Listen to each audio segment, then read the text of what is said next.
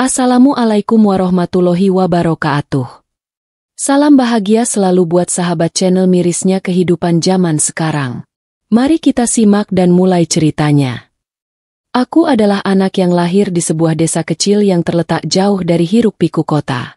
Desaku seakan terabaikan oleh dunia luar, tempat yang penuh dengan kesederhanaan dan tantangan hidup yang begitu nyata. Namaku Sari. Usiaku baru 9 tahun. Namun sudah banyak hal yang harus kuhadapi.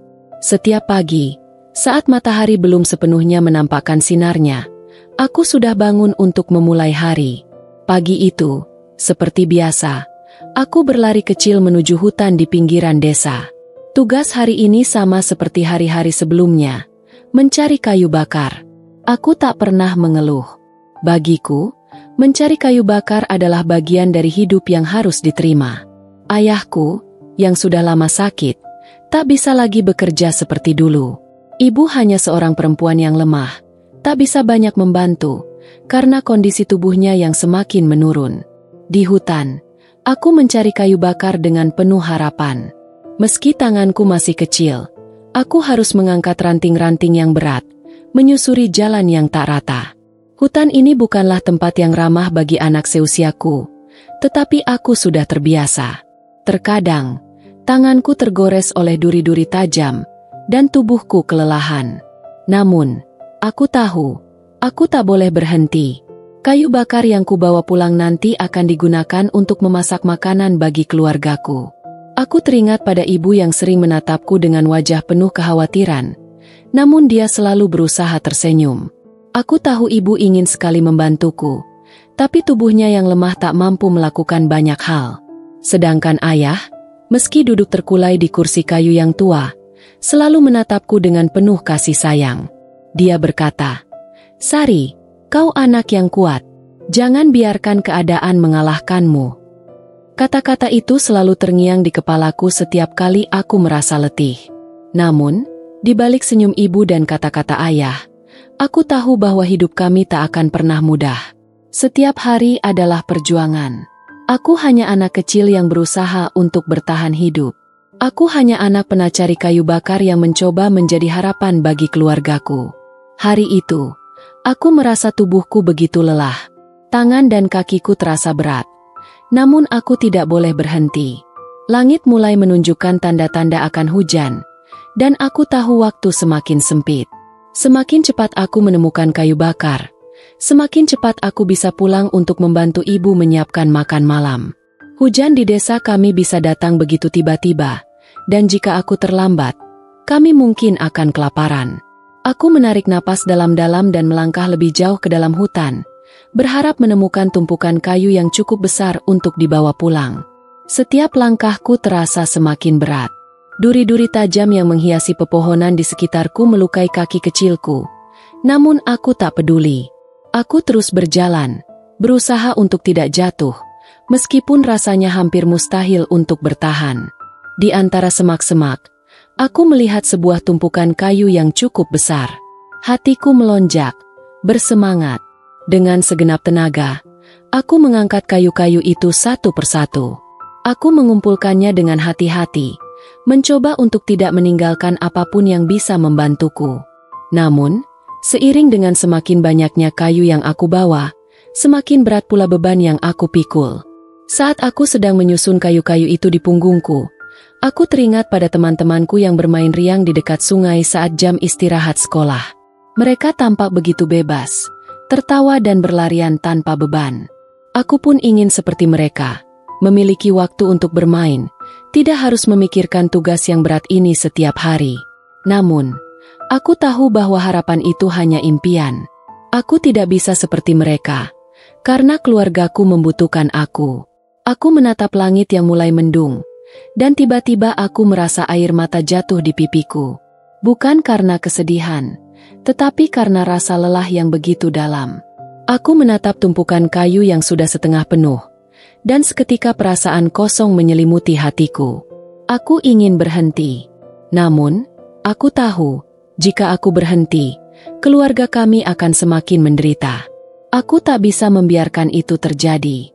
Aku melangkah lebih jauh lagi, bertekad untuk menyelesaikan tugas hari ini, Meskipun rasanya tubuhku sudah tidak mampu lagi. Aku hanya bisa berharap hujan tidak turun terlalu deras, dan aku bisa kembali ke rumah sebelum malam datang. Langit akhirnya pecah. Hujan turun dengan derasnya. Aku berdiri di tengah hutan. Tubuhku basah kuyup. Kayu bakar yang sudah kupungut kini semakin berat karena basah. Namun aku tak bisa berlama-lama menunggu hujan reda. Aku harus segera pulang. Dalam hati, aku berdoa semoga perjalanan pulang ini berjalan lancar. Meskipun jalan menuju rumah tak pernah mudah. Dengan setiap langkah yang kuambil, hujan semakin lebat. Tanah yang sebelumnya keras kini berubah menjadi licin, dan aku hampir terjatuh berkali-kali. Tetapi aku terus maju, menahan rasa sakit dan kelelahan yang sudah begitu lama menggantung. Di tengah perjalanan pulang, aku merasakan tubuhku mulai gemetar karena kedinginan. Namun, aku tetap menahan diri untuk tidak berhenti. Aku tak boleh berhenti. Setiap detik adalah perjuangan. Setiap langkah adalah harapan untuk keluarga. Ketika aku akhirnya sampai di tepi desa, langkahku semakin lambat. Aku hampir tak punya tenaga lagi. Jarak antara aku dan rumah terasa sangat jauh, meskipun sebenarnya hanya tinggal beberapa meter saja. Dalam hati, aku berpikir tentang ibu yang menungguku di rumah. Apakah dia sudah menyiapkan makanan? Aku berharap dia tidak terlalu khawatir. Meskipun aku tahu dia pasti cemas melihat aku yang terlambat pulang. Saat aku hampir sampai di depan rumah, tubuhku akhirnya tak mampu menahan beban lagi. Aku jatuh terlungkup di tanah. Kayu bakar yang kutenteng terlempar ke sisi jalan. Air mata yang sejak tadi kupendam kini mengalir tanpa bisa kuhalangi.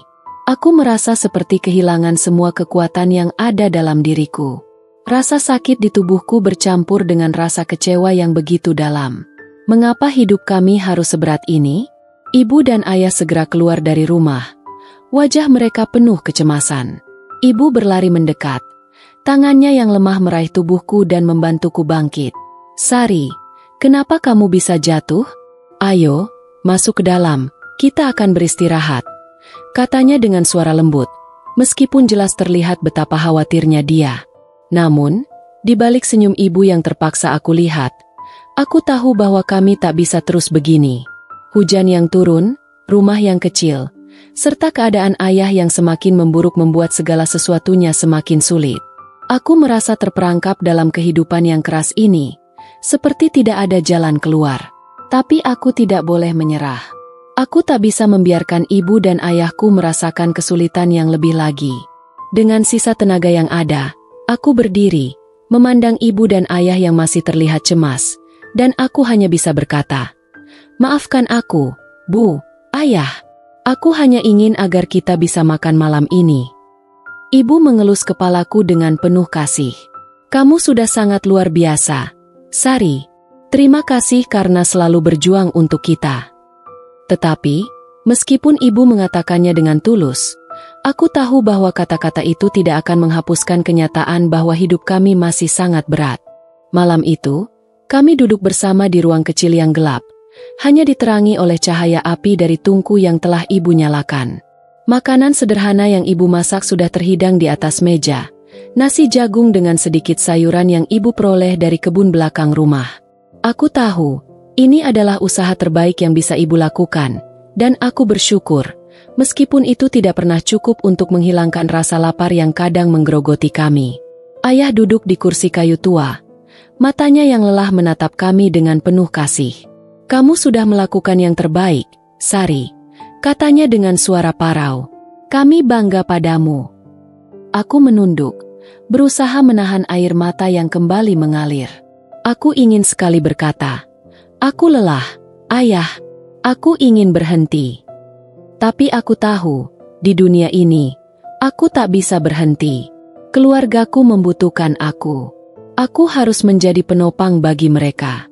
Aku tak boleh menunjukkan kelemahanku, meskipun aku sangat ingin menangis hingga tak sanggup lagi. Ibu yang duduk di sebelahku, dengan senyum yang dipaksakan, menatapku penuh kasih. "Jangan khawatir, Sari. Kita akan selalu bersama. Meskipun hidup kita sulit, kita punya satu sama lain." Kata-kata itu terdengar begitu tulus, namun dalam hatiku aku tahu, Aku tak bisa lagi hanya berharap pada kata-kata semata. Aku ingin memberikan lebih dari sekadar harapan. Aku mengangguk perlahan, mencoba tersenyum di hadapan mereka, meskipun senyumku terasa begitu tipis dan rapuh. Setelah makan, ibu dan ayah kembali beristirahat, sementara aku tetap duduk di depan tungku, menatap api yang menyala-nyala. Suasana hening, hanya terdengar suara detak jam yang pelan dan gelegar hujan yang terus mengguyur desa. Aku merasa begitu kesepian dalam keramaian keluargaku sendiri. Sambil menatap kayu-kayu yang semakin habis di dalam tungku, pikiranku kembali melayang pada masa depan. Jika keadaan terus begini, apakah kami akan mampu bertahan? Aku tak tahu. Aku hanya seorang anak kecil yang masih berusaha memahami dunia ini. Namun, satu hal yang aku tahu pasti, aku tak akan pernah menyerah. Aku tak bisa membiarkan orang-orang yang aku cintai menderita lebih lama lagi. Ketika akhirnya aku memejamkan mata malam itu, dalam keheningan yang pekat, aku berjanji pada diriku sendiri.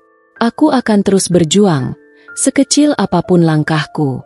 Aku akan mencari jalan agar hidup ini lebih baik, bukan hanya untuk diriku, tetapi juga untuk ibu dan ayah. Aku hanyalah seorang anak penacari kayu bakar, namun aku yakin, suatu hari nanti, perjuanganku akan membawa cahaya bagi keluarga kami.